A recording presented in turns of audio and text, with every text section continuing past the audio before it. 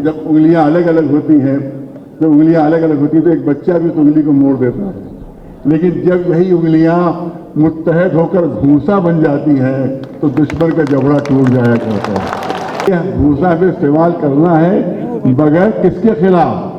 फिरके के खिलाफ नहीं, फिरका परस्तों के खिलाफ। आखिर हमसे मस्जिदों का कागज मांगा जा रहा है, वहां जाकर कागज को नहीं मांगते कि तुम्हारी पनीर की दुकान जो है मंदिर में कैसे बदल गई। लखनऊ में क्या हो रहा है? लखनऊ हर मस्जिद पर पुलिस पहुंच रही है, कागज लाओ कागज लाओ कागज लाओ, हर मस्जिद पर पुलिस पहुंच, सब लोग परेशान है वहां लखनऊ में। सुप्रीम कोर्ट का फैसला है कि किसी भी सरकारी जगह पर कोई इबादत गाह नहीं बन सकती, और कोई कोतवाली ऐसी नहीं है कि जहां पर मंदिर न बना हो, कोई थाना ऐसा नहीं जहां पर मंदिर न बना हो। आप याद रखिए 500 से ज्यादा मंदिर देखते देखते मेरे 5-10 साल के अंदर बनेंगे। इसके लिए भी कोर्ट जाना हमारा होगा कि हम जाके कोर्ट से कहेंगे, हुकूमत से सवाल करें कि 25 साल के अंदर जितने नए मंदिर बने उन सबकी लिस्ट पेश की जाए। पूरी जिंदगी सर्फ हो जाएगी, हर मस्जिद में कोई न कोई शिवलिंग पैदा होता रहेगा। कहां तक लड़िएगा? हर मस्जिद के नीचे कोई ना कोई मंदिर ढूंढते रहेंगे। अगर ये वहां व्हाइट हाउस भी जाएंगे तो वहां के फव्वारों को देख कर भी कहेंगे तो ये तो शिवलिंग है, ये तो हमारा मंदिर है।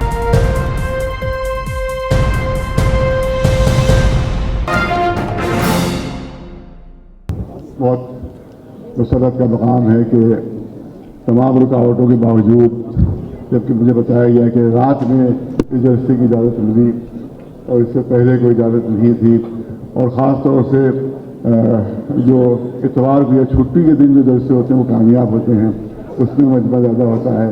ज़्यादा कोशिश उनकी गवर्नमेंट की ये थी कि मजमा ना हो सके, लेकिन अल्लाह का शुक्र है कि उनकी कोशिश नाकामयाब साबित हुई है और अल्हम्दुलिल्लाह इतनी बड़ी तादाद में यहाँ पर हमारे मुसलमान भाई यहाँ पर मौजूद है। इसका मतलब ये है कि यहाँ पर भी हमने गवर्नमेंट को शिकस्त दी है, यहाँ पर भी हमने मौजूदा एडमिनिस्ट्रेशन को शिकस्त दी और इंशाअल्लाह आइंदा भी ये शिकस्त का सिलसिला जारी रहेगा। आय करीमा ऐलान फरमा रही है कि अल्लाह की रस्सी को मजबूती से थामे रहो और तफरीक़े का शिकार न हो, इत्तेहाद कायम रखो। याद रखें आप कि दुनिया की सबसे बड़ी ताकत का नाम है इत्तेहाद, दुनिया की सबसे बड़ी क़ुव्वत का नाम है इत्तेहाद। जब ज़र्रे अलग अलग होते हैं तो हवा का एक झोंका उनको कहीं से कहीं पहुंचा देता है, लेकिन जब यही ज़र्रे मुत्तहद होकर चट्टान बन जाते हैं तो बड़े से बड़े तूफान का मुकाबला कर लेते हैं। मशहूर मिसाल है, ज़्यादा वक्त नहीं लेना है, कम वक्त में बात मुकम्मल करना है। मशहूर मिसाल है कि जब उंगलियां अलग अलग होती हैं, तो एक बच्चा भी उस उंगली को मोड़ देता है, लेकिन जब वही उंगलियां मुत्तहद होकर भूसा बन जाती हैं तो दुश्मन का जबड़ा टूट जाया करता है। लिहाजा ये भूसा भी इस्तेमाल करना है बगैर किसके खिलाफ? फिरके के खिलाफ नहीं, फिरका परस्तों के खिलाफ। किसी फिरके के खिलाफ नहीं, फिरका परस्तों के खिलाफ, किसी मजहब के खिलाफ नहीं, बल्कि मजहबी जुनूनियों के खिलाफ, कॉन्स्टिट्यूशन की जो मुखालिफत कर रहे हैं उनके खिलाफ हमको अपनी ताकत को इस्तेमाल करना है ताकि हमें फतह हासिल हो।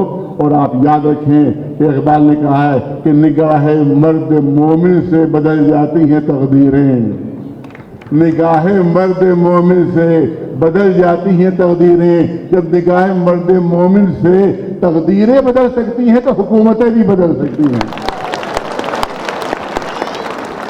हुकूमतें ही बदल सकती हैं। और दूसरी चीज़ यह करना चाहता हूँ कि ये वक्फ की तहरीक तो हम तकरीबन 25 साल से यूपी में चला रहे हैं और जब बहुत ज़्यादा हमें रहमतें हुई, जेल जाना पड़ा है, लाठियाँ खाना पड़ी वहाँ। इसी तरह से वहाँ पर हमारे 2 लोग माह रमज़ान में शहीद भी हुए उसमें, लेकिन हम पीछे नहीं हटे और वहाँ मुझे हुकूमतों ने कब्जे किए हमारी जायदादों के ऊपर। वहाँ पर नेहरू भवन जो है वो बना हुआ है वक्फ की जायदाद के ऊपर, वहाँ पर गांधी इंदिरा भवन बना हुआ है वक्फ की जायदाद के ऊपर, वहाँ के ऊपर जंगल डिपार्टमेंट बना हुआ है वक्फ की जायदाद के ऊपर। न कोई कंपनसेशन दिया गया, न उसके सिलसिले में कोई कार्रवाई की गई, उसके खिलाफ हमने एहतजाज किया, इसके खिलाफ हमारी पिटाई भी हुई। वहाँ पर दिल्ली में 123 जो औकाफ के ऊपर गासिबाना कब्जा किया गया उसके खिलाफ भी हमने एहतजाज किया। तो एहतजाज हमारे शुरू से जारी है, लेकिन अल्लाह का शुक्र है कि अब मुसलमानों में बेदारी ऐसी पैदा हो गई है कि तमाम फ़िरक़े मुत्तहद हो गए हैं और 1 घंटे के अंदर मुत्तफिक हुए हैं, और वो है मुस्लिम पर्सनल बोर्ड का झंडा। और हम समझते हैं कि इत्तेहाद बाकी रहा तो कामयाबी हमारे कदम चूमेगी। और ये आप याद रखें, तो वैसे साहब यहाँ तशरीफ फरमा नहीं है, तो वैसे तशरीफ फरमा है, या तो उनकी खिदमत में हम गुजारिश ये करते हैं कि देखिए, डिफेंस करते रहिएगा तो जिंदगी गुजर जाएगी डिफेंस करते करते, पूरी जिंदगी सर्फ हो जाएगी। हर मस्जिद में कोई ना कोई शिवलिंग पैदा होता रहेगा, कहाँ तक लड़िएगा? हर मस्जिद के नीचे कोई ना कोई मंदिर ढूंढते रहेंगे। ये भी अजीब चीज है। अब बाहर के हल्का से इशारा ही करना है कि हर जगह उनको, हर फव्वारे में शिवलिंग मिल जाता है उनको। जब भी कोई फव्वारा बनेगा तो कुछ ना कुछ शबाहत तो पैदा ही हो जाती है।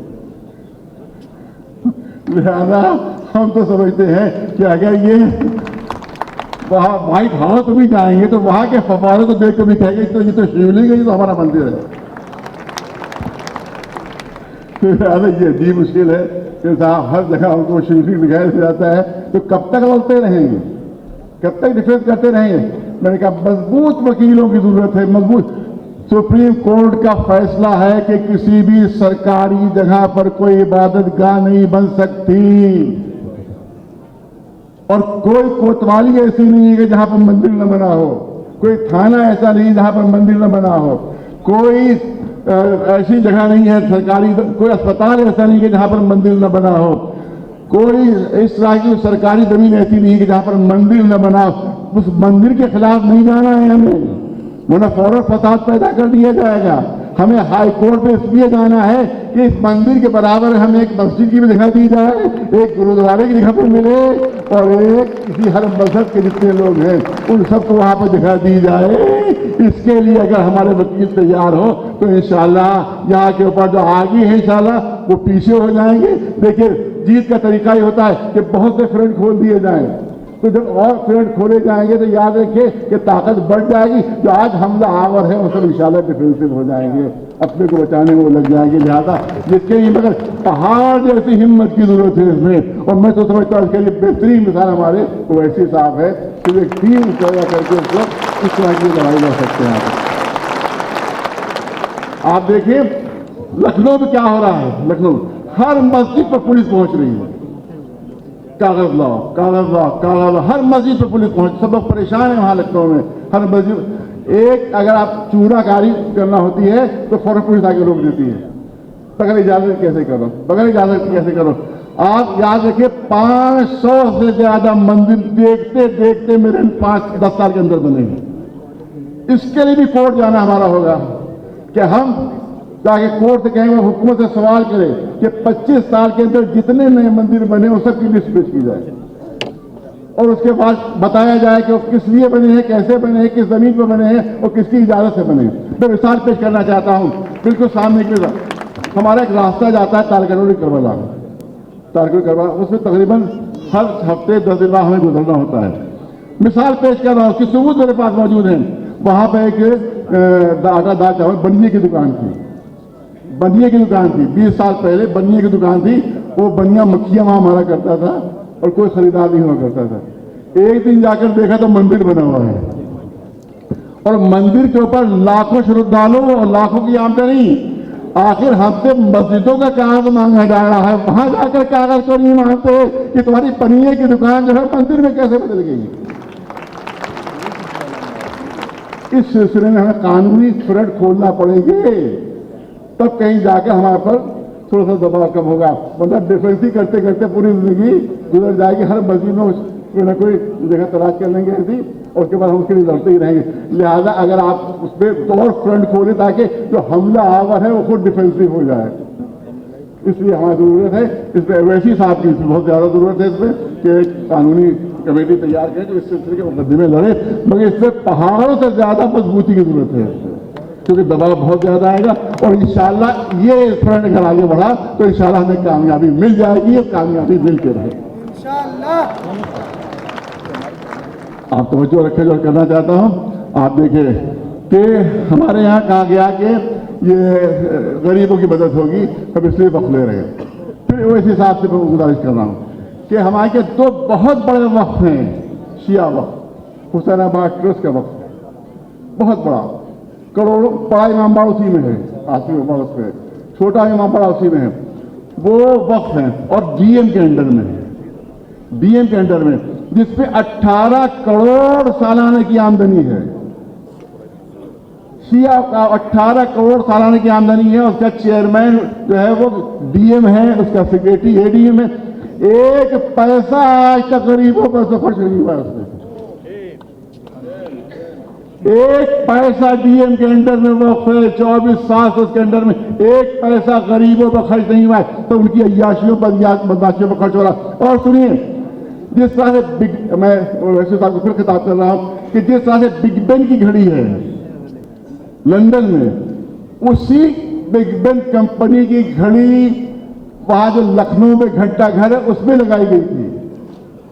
वो घड़ी चोरी हो चुकी है, उसकी जगह नकली घड़ी लगाई गई है। ये हुआ है डीएम के अंडर। तसव्वुर करो, तो अगर हमने अपने वक्फों में ऐसी चोरियां कराना है तो जरूर डीएम के अंडर में सारे औकाफ दे दो। ये मिसालें हमारे सामने मौजूद हैं कि जो हम हुकूमत के सामने, अदालत के सामने पेश कर सकते हैं कि डीएम के अंडर में औकाफ है, सिवाय चोरी के वहां कुछ और हो ही नहीं है, सिवाय डकैतियों के वहां कुछ हो ही नहीं है। तो कैसे भरोसा कर लें कि ये डीएम के अंडर में जो औकाफ आएंगे तो उसमें चोरियां नहीं होंगी, उसमें डकैतियां नहीं होंगी। और ये खबर शायद आमतौर से नहीं है लोगों को, लेकिन मुझे बताया, अभी जनाब वैसी साहब ही ने मुझे फोन करके बताया कि एक ऐसा क्लास पास हुआ है जिस पर कोई गुफ्तगू नहीं हुई, जिस पर कोई बहस नहीं की गई है। वो जानते क्या है कि जितनी भी इमारतें, मजहबी इमारतें आसार कदीमा के अंडर में है, एएसआई के अंडर में है, उनको सबसे वक्त से हटा दिया गया है, सबको वक्त से हटा दिया गया है। हमारी बड़ी बड़ी करबलाएं जो हैं वह आसार कदीमा के अंडर में, बड़े बड़े इमामबाड़े आसार कदीमा के अंडर में, उन सबको वक्त से हटा दिया गया। अब वो गवर्नमेंट की कंट्रोल में आ जाएगी और गवर्नमेंट अपने लोग वहां मुकर्रर करेगी। और सुन ले दिल्ली वाले सुन ले, एक साहब ऐसे हैं जो बहुत ज्यादा बोलने के लिए मशहूर है, साहब बहुत गरज के बोलते हैं, बहुत गरज के बोलते हैं, और मगर वो खामोश हैं। उनकी मस्जिद भी इसी में आ गई है, वो से हट गई है। अब मैं समझता हूं कि बुखार उतरेगा कुछ, और यकीनन में कुछ न कुछ बोलेंगे, वो कुछ नहीं बोले। उनकी मस्जिद भी आ गई है, मस्जिद भी आ गई। लिहाजा हमें पूरी ताकत के साथ जो है और पूरे ईमानदारी के साथ इस मसले में आगे बढ़ना होगा। याद रखें, लड़ना नहीं किसे। आप देखेंगे दुनिया की सबसे बड़ी हुकूमत थी अंग्रेजों की, लेकिन जैसे गांधी जी का हवाला दिया, गांधी जी ने बगैर किसी हथियार के इतनी बड़ी दुनिया की हुकूमत को शिकस्त दे दी, सिर्फ अमन के जरिए से और शांति के जरिए से। और उसी तरह से जिस तरह से इतनी बड़ी हुकूमत को गांधी जी ने सिर्फ अमन के जरिए शिकस्त दी है, उसी तरह से मौजूदा हुकूमत को भी हम अपनी अमन और शांति के जरिए से शिकस्त देकर रहेंगे। और बस आखिरी जुमला करना चाहता हूं, अमन मिले कैसे हमको, ईमान मिले कैसे। पर एक मिसाल, सिर्फ एक मिनट। हुजूर, ये मैंने बम्बई में भी वाकया पेश किया था, आज यहाँ पर आखिरी कलाम पेश कर रहा हूँ। ये हुजूर सरवर कायनात मोहम्मद मुस्तफ़ा सल्लल्लाहु अलैहि वसल्लम तशरीफ ले जा रहे थे अपने सहाबा किराम के साथ। एक शख्स आता है, वो कहता है कि मुसलमानों के रसूल पे मुसलमान होना चाहता हूँ, मगर मुझे कोई मुजिज़ा दिखा दीजिए, मुझे कोई मिरेकल दिखा दीजिए, मैं मुसलमान हो जाऊँगा। रसूल ने फरमाया कि मुकर तो नहीं जाओगे? क्या नहीं, मैं अपनी बात पर कायम रहूँगा। फिर बात कहती है कि रसूलुल्लाह तशरीफ फरमाए, सामने की नदी बह रही थी, बहुत तेज रफ्तार धार से नदी बह रही थी। नदी के उस तरफ एक पहाड़ी थी, जिस पर चट्टान थी। देखने वालों ने मंजर देखा कि रसूलुल्लाह ने उस चट्टान को इशारा किया। रसूलुल्लाह नदी के इस तरफ है, वो पहाड़ी नदी के उस तरफ है और चट्टान भी उस तरफ है। रसूलुल्लाह ने इशारा फरमाया, जैसे ही रसूल ने इशारा किया वो चट्टान अपनी जगह से खिसकी, अपनी जगह से उसने हरकत की। वो चट्टान हरकत करती करती नदी के किनारे आ गई। अब उस चट्टान को नदी को पार करना है, पूरी तवज्जो है, नदी को पार करना है। लोगों ने मंजर देखा, भारी चट्टान धारे को काटती हुई रसूल के कदमों में आ गई। जैसे उस शख्स ने मंजर देखा, फौरन से कहा, अशहदु अल्ला इलाहा इल्लल्लाह व अशहदु अन्ना मुहम्मदन रसूलुल्लाह, फौरन कलिमा पढ़ लिया। फिर रसूल ने इशारा फरमाया, दोबारा वो चट्टान इसी तरह दरिया को काटती हुई और फिर अपनी जगह पर पहुंच गई। ये पत्थर की बेजान चट्टान हम मुसलमानों को कोई सबक दे रही है, कोई दर्स दे रही है। बहुत तवज्जो, आखिरी जुमले, कोई दर्द दे रही है। जब ये पत्थर की भारी चट्टान दरिया के ऊपर आई थी तो दो नतीजे हो सकते थे कि या तो धारे में बह जाती, इतनी हल्की हो जाती कि धारे में बह जाए, या इतनी भारी हो जाती कि डूब जाए। समझो रहे, या तो इतनी हल्की हो जाती कि धारे में बह जाए, या इतनी भारी हो जाती डूब जाए, मगर न इतनी हल्की हुई कि धारा बहा के ले जाए, न इतनी भारी हुई कि डूब जाए।